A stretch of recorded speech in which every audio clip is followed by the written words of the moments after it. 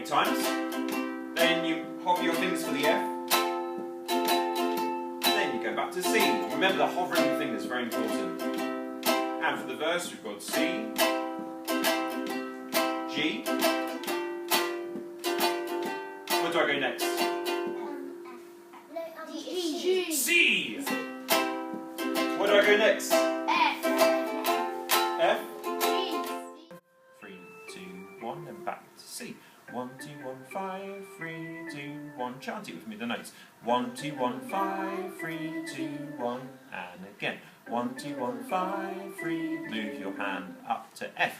1, 2, 1, 5, 3, 2, 1. And back to 1, 2, 1, 5, 3, 2. Rest, rest. Stop there. That's the best one. So it's.